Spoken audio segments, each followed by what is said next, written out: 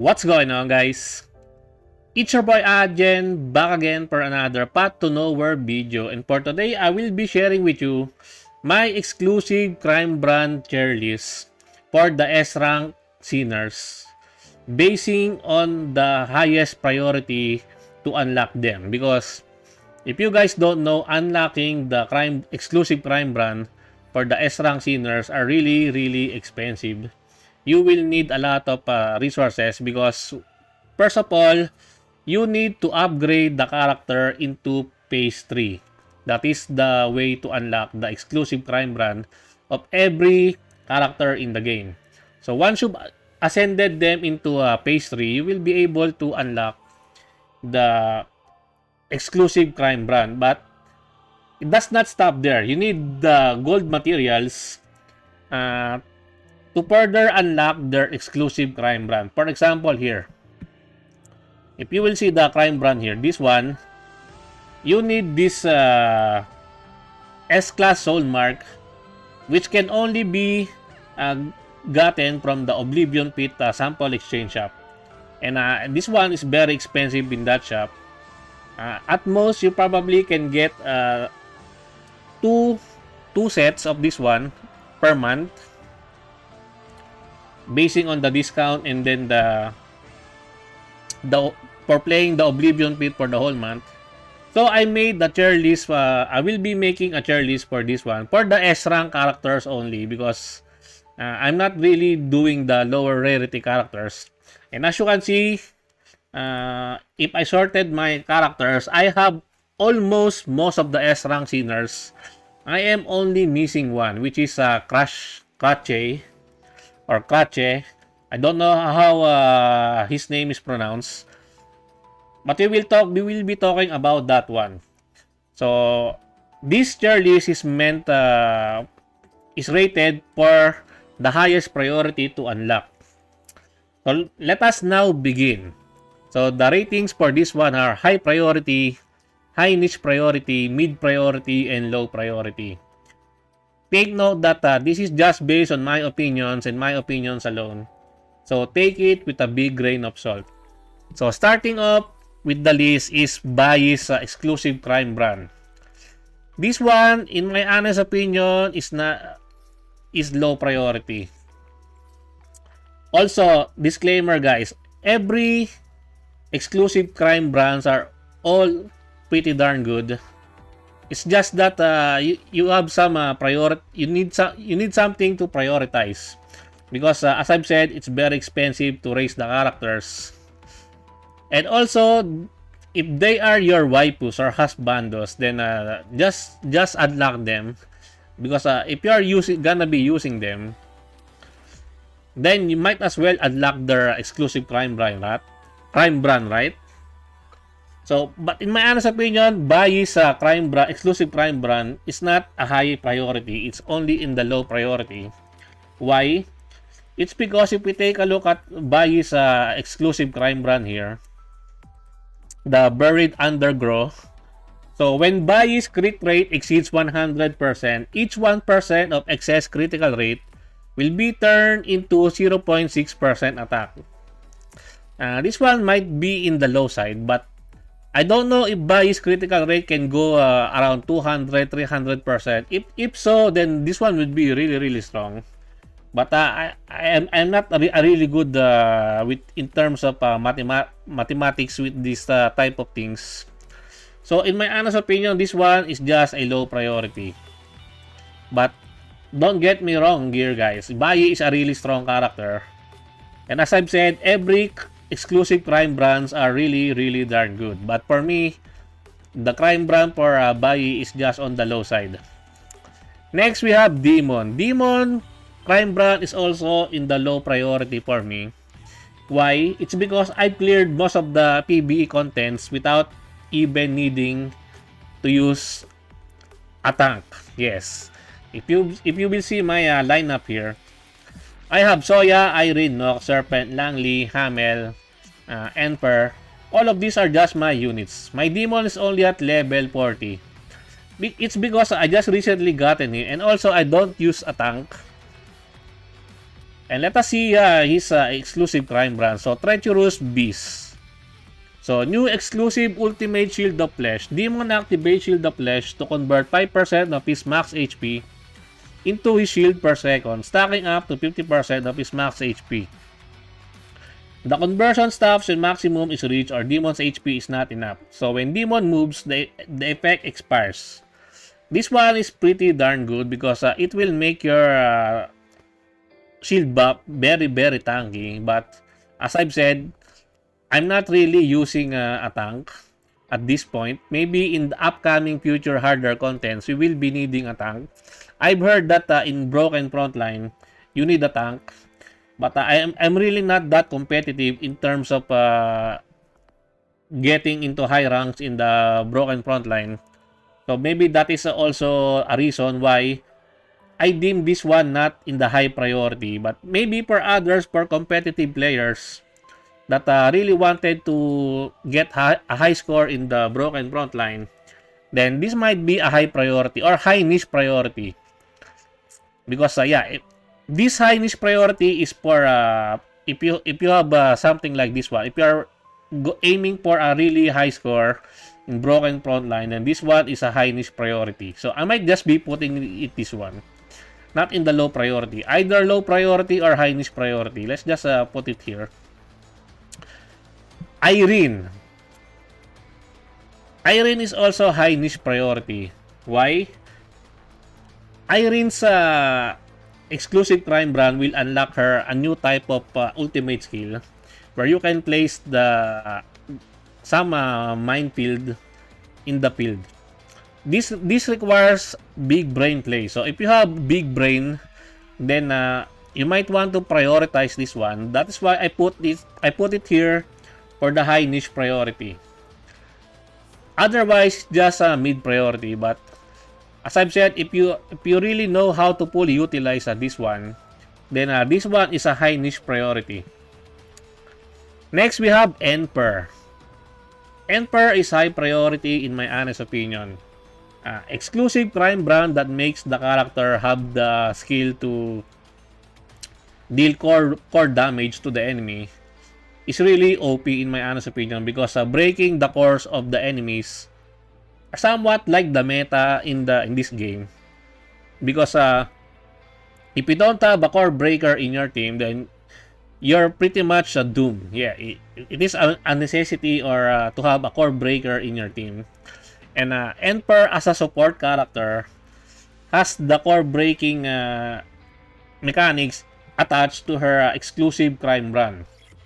So if you take a look at the Emperor's exclusive crime brand, I have not unlocked it yet because I don't have enough S-class soul mark here. I only have 2. And you need 10 to unlock one, and then to upgrade another 10, another 10. So it is very expensive, and it will take some time for you to get the fully max out of this one. So the Pulse one, new exclusive ultimate bloom. All enemies within a single grid suffer attack multiplied by 600% magic damage by Emperor, and 2 core damage and 4 seconds of fear. These 2 core damage alone makes this exclusive crime brand pretty much very worth it and the highest priority in my honest opinion. That is why I deem Emperor's exclusive crime brand to be on the high priority. Next, we have Hamel. This one is low priority in my honest opinion. Why? It's because instead of healing, Hamel will now deal damage to the enemy, DOT damage. And I don't really like that one because maybe it's just me. It's my own preference. Because Hamel's is already pretty darn broken in my honest opinion, even without this one. Because I use her to be my healing support. I really don't need to use the cheap ability to heal anymore. The moment I've gotten Hamel in my team lineup, my team never dies.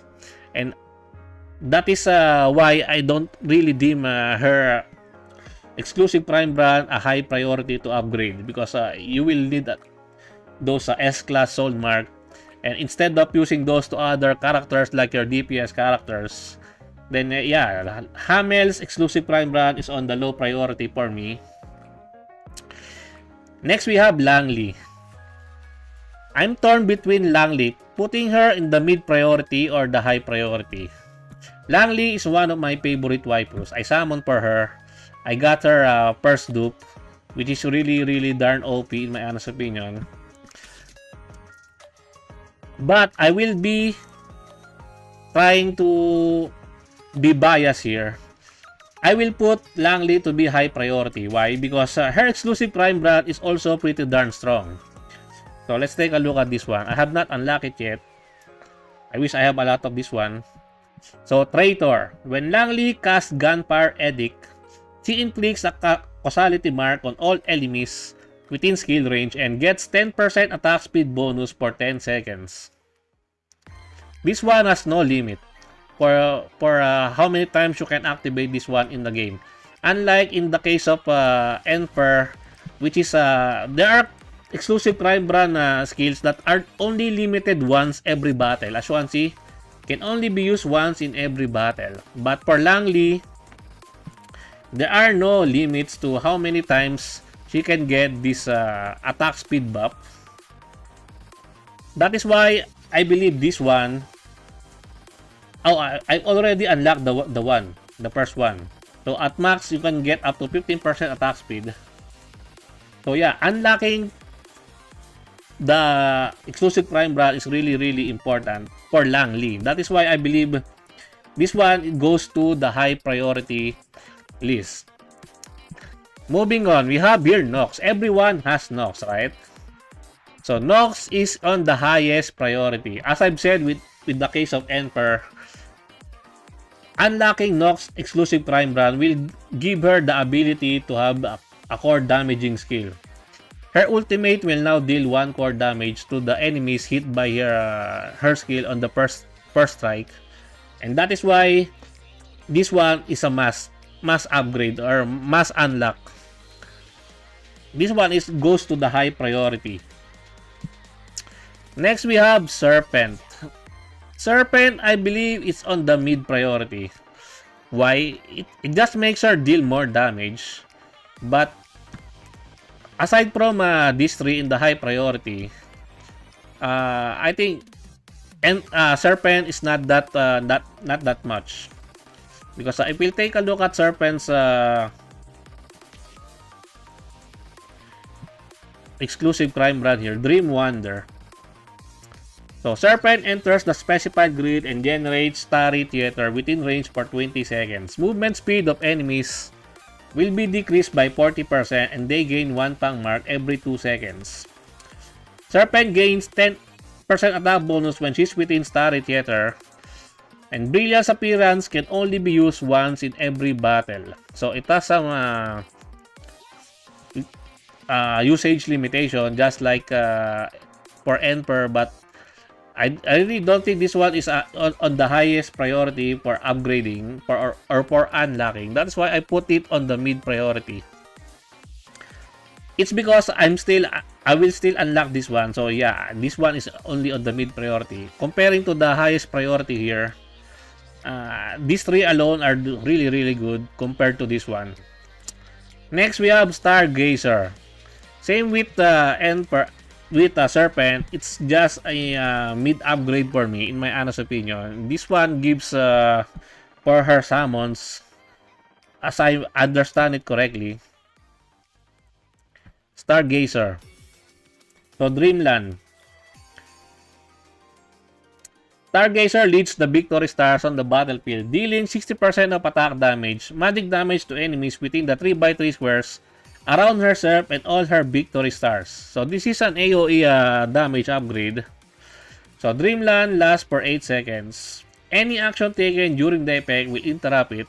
Dreamland can only be used once per battle. Also has limited amount of usage per battle. So there is also that kind of restriction. But it is really strong in my honest opinion. But I don't think this one is a high priority comparing to these three.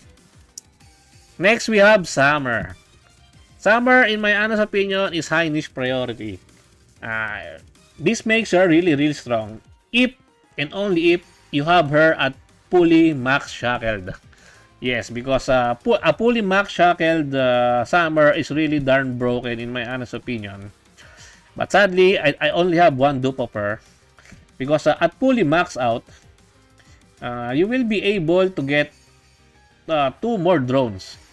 And those drones are really, really important and tied to her exclusive crime brand.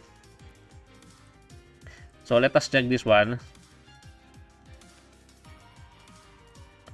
Summer activates drones and applies overload to them, granting them a 100% critical rate bonus for 10 seconds. So all of your drones will hit for a critical hit damage, which is pretty darn strong and pretty OP in my honest opinion if you have her at fully shackled or fully limit breaks. If you have 5 dupes of her, then yeah, this is a high niche priority. That is why I put her here. And lastly, my girl Soya is just mid priority in my honest opinion. It makes her really bulky and a really good bruiser because Soya's crime brand makes her immune to debuffs.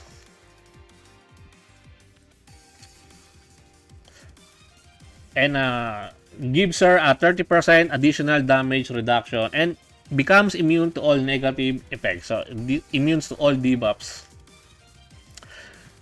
This is not a high priority in my honest opinion, but for me, I unlocked this one at the very first time that I breached Soya's phase 3 because 1, she is my waifu, and 2, she is my tank also.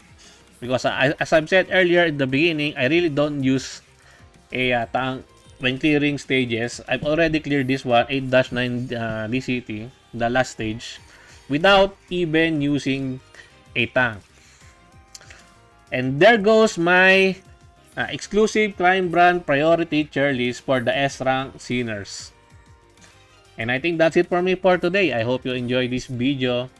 Please leave a like and subscribe. I would really appreciate it if you could help me grow my channel more.